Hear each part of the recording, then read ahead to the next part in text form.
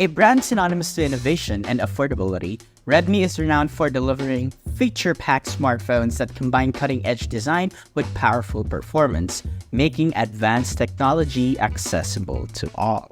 Announced in China last 2023, the Redmi Note 30 Pro finally made its way to the rest of the world, starting today. Packing an almost bezel-less 6.69-inch AMOLED display, Helio G99 Ultra, and a triple-rear camera system highlighted by a 200-megapixel camera, is the Redmi Note 13 Pro a great smartphone to kick this year off with?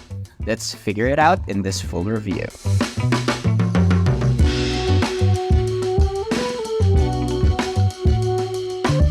In a crowded market where bendy screen foldable smartphones are more prevalent than ever, as a reviewer, I personally still do prefer the more traditional bar-type smartphones as they are easy on the hands in terms of ergonomics, and the Redmi Note 13 Pro is a perfect example of that. With flat side design as well as sharp rounded corners, the device is easy on the hands whether you have small hands or not. Build-wise, the truth is, I am surprised considering how affordable this device is. Buyers will find that they get more than expected. It is made on an aluminum frame with a glass back panel, or should I say we just assume that it is glass. Well, either way, it's a win-win and you get a glass back panel at this cost, or if it is plastic material, it is a well-built back panel that feels sturdy and won't be bending anytime soon.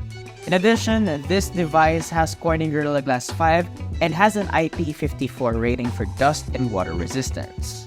Now, moving over to the rear, we have a very simplistic design here. Aside from the Redmi and this 200 megapixel branding right here, we have a huge camera module as well as the LED flash. But since this is a glossy back panel, it is prone to fingerprints and smudges. Well, thankfully, there's this matte jelly case included in the box, at the very least to remedy that. For buttons and ports, we have a very tactile volume rocker and sleep wake button situated on the left side. And you can hear, it is really that clicky. Dual nano SIM slot on the left side, USB Type-C, microphone, and one of two speaker grills down at the bottom. And up top, we have a 3.5mm audio jack, IR blaster, secondary microphone, and two stereo speakers. The placing of the sleep wake button is at the sweet spot situated in the middle of the frame. For the display, we have a 6.69-inch AMOLED display with a resolution of 2400 by 1080 and features support for an adaptive refresh rate of up to 120 Hz. One thing that I personally like about this device is the bezels. There is no longer a very thick chin down at the bottom, and we have an asymmetrical bezels all around the display, making the viewing experience much more immersive, and in general, it is more pleasing to look at. For the display itself, it's pretty nice. Color reproduction is well balanced, contrast is great, of course it is an AMOLED panel, and it is fairly bright when used outdoors. Dark mode is also present here. There's also reading mode in which turns the screen into a warmer tone, so it's easy on the eyes. There's also an always-on display in the mix for you to take advantage for less screen on time. Overall, I'll give the display on the Redmi Note 13 Pro a solid 9 out of 10. Better than its flagship counterparts? Definitely not. But at the price category that this device is in, the display is definitely worth checking out. For its speakers, we have a stereo speaker setup here, and although it's not the best in its class, it can easily fill up the room at maximum volume. Well, to be fair, it sounds okay, somewhat balanced, but I don't like that there are some instances where it sounds tinny. Thankfully, there's the 3.5mm headphone jack here to take advantage of if ever wireless output devices are unavailable. Unveiling the Redmi Note 13 Pro's camera arsenal, we're talking serious optics here. Well, at least on paper. For starters, we have a beefy 200 megapixel wide PDAF sensor, sporting OIS for that blurry smooth video output, an 8 megapixel ultra-wide for those expansive shots, and a 2 megapixel camera because details matter. Well, I'm kidding. We'll see the quality in a bit. Flipping it around for selfies, and you are greeted by a respectable 16 megapixel front shooter.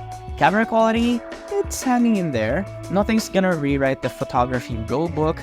Regular shots bring out satisfactory colors. It's not jaw-dropping, but it's reliable. HDR is in the mix, so dynamic range gets a little boost. Now moving over to the portrait mode, again, we have to take into account that this is a mid-range device, not a flagship phone. And that being said, subject separations can get finicky at times, especially subjects with complex edges, but still usable for casual Facebook or IG stories. Taking a moment to share some thoughts on the Redmi Note 13 Pro's camera setup. No disrespect intended, but can we address the tiny elephant in the room? The macro camera. It's 2024 and I'm wondering if there's still room for a more versatile sensor in this slot. I get it. Shouting macro lens feels like a premium feature, but as a consumer, I find myself questioning its practicality. What about considering a depth sensor instead? Imagine the potential for slightly improved portrait shots. Or maybe trim down the triple sensors and redistribute that tiny macro camera budget into beefing up the main camera, ultra-wide, or even add a telephoto sensor. Just throwing in my 2 cents for a camera setup that might align better with the evolving needs of users in 2024. But nonetheless, the Redmi Note 13 Pro is not exactly a camera maestro, but it's holding its own, delivering practical versatility. When you are capturing your everyday moments, it's got your back with a solid imaging game. Well, except for that macro sensor. I'm really not a fan. That being said, I'll give the Redmi Note 13 Pro's camera a 6 out of 10. Powering the Redmi 13 Pro is a Helio G99 Ultra processor delivering somewhat reliable performance for day-to-day tasks. While editing a lengthy 1080p video project in CapCut or handling heavy raw images in Lightroom may encounter occasional hiccups, the device seamlessly moves between apps. Gaming is commendable with the capability to run Genshin Impact and Mobile Legends Bang Bang at a decent frame rate, almost consistently fixed at around 40 frames per second even on the highest graphics settings. However, during our testing, slight hiccups were noticeable due to devices warming up when pushing graphics to the limit. Although this is expected as the processor reaches its capacity, it does affect performance, causing frame rates to fluctuate between 28 to 35 FPS. In terms of benchmarks, if you're interested in numbers, here are they.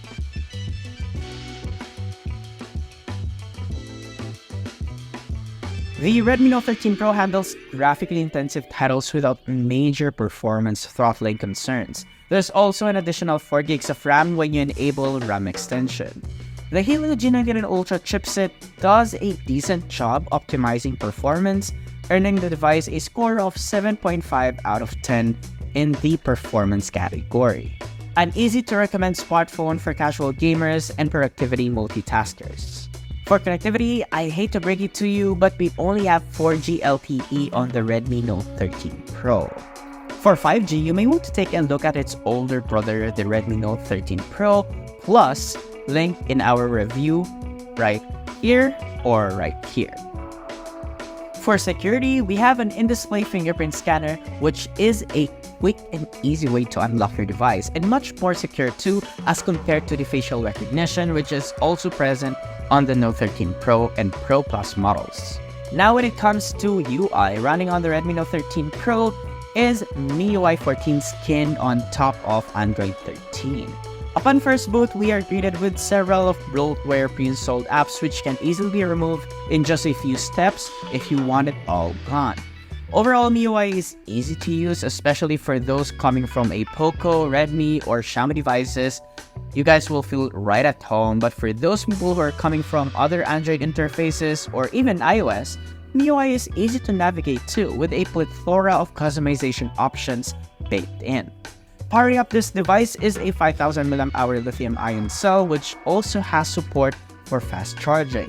In our experience, from 0 to 80%, we are getting somewhere between 35 to 40 minutes of charging time using the included charging brick. In casual use, we can stretch the battery to a solid 1 and almost a half day of usage, which is good. But for people who often play games and do heavy tasks, expect to charge it by the end of the day, which in my opinion is still good. We run our standard video loop test and PC Markwork 3.0 test, and here are in conclusion, the Redmi Note 13 Pro could potentially be one of the solid contenders in its segment, as you get a more than average display, good performance, decent camera, and a reliable battery. One thing that we think that you need to keep in mind is that it's still a 4G LTE smartphone. While to some this might not be a deal breaker, but to others it is, especially that 5G is now widely available in the country, a high-speed connectivity that we should all take advantage of. For pricing, for the 8 gigs of RAM plus 256 gigs of internal storage, it'll set you back at 13,899 pesos, while the 12 gigs plus 512 gigs configuration will set you back at 15,999 pesos. But for now, what do you guys think about the Redmi Note 13 Pro? Has our experience helped you decide whether to get one or not?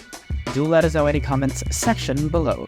And for those of you looking at this and also recently released Poco M6 Pro 4G and are thinking to yourselves, wait a minute, we'll be coming up with a comparison video of the two on a later date, so stay tuned for that. But for now, if you enjoyed this video, be sure to drop a like, subscribe to our channel for more content, hit that bell icon so you won't miss any future uploads, and don't forget to follow us on Facebook, TikTok, Instagram, Twitter, and do visit uedit.com for the latest tech news and reviews. Once again, this has been Arel. I'll catch you guys in the next video.